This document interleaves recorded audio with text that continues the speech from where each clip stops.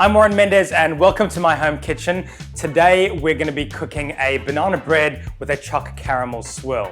I've kind of taken the best of a banana bread and a banoffee pie, mashed them together to create this very rich and intense banana bread. So very simple as well, and you can adjust this with whatever ingredients you have at home. We're going to be using, of course, very ripe bananas. They're the basis for every good banana bread. So when I say ripe, I mean you've got to have these dots everywhere and real blackness on the skin. And I'm using 3 bananas here, which is going to make the cake really dense, but also have that intense banana flavor. So a lot of banana cake recipes would only use 2. We're going in with 3 and then just give them a mash with a fork. Then I've got 125 grams of melted butter, which I've cooled down.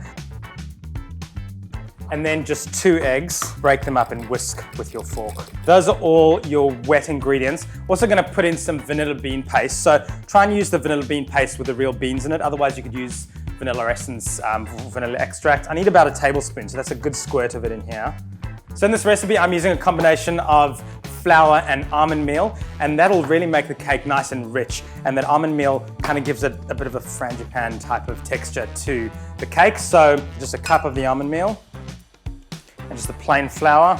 We'll just sift in the bicarb.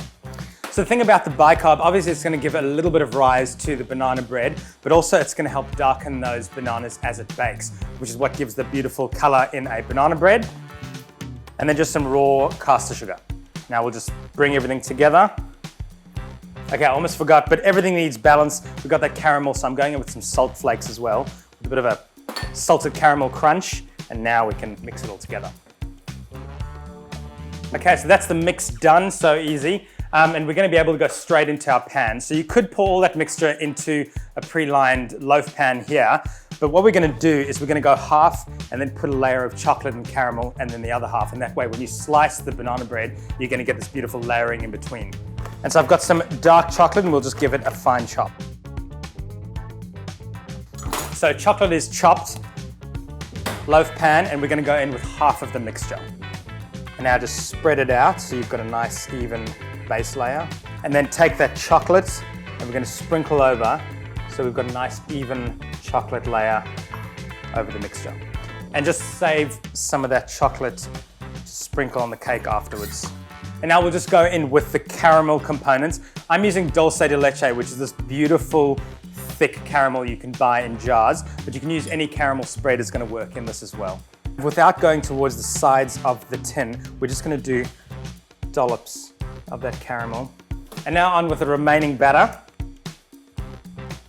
So I've got the oven preheated to 160 fan forced or 180 conventional, and we're going to go in for about an hour until a skewer comes out clean. And if it's browning too quickly, you can just put some foil over as well. Smells great.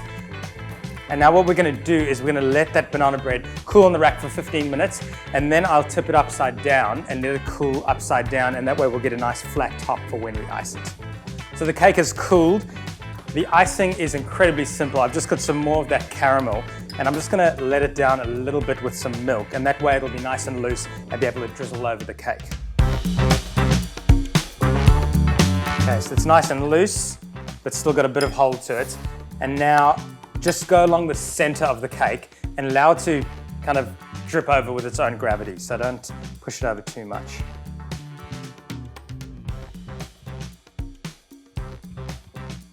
Okay, and now some more of that reserved chocolate. Just give it a sprinkle on the top. And then just finally some salt flakes. And look at that. Beautiful layers, banana bread, chocolate, caramel. I'm gonna dig into this.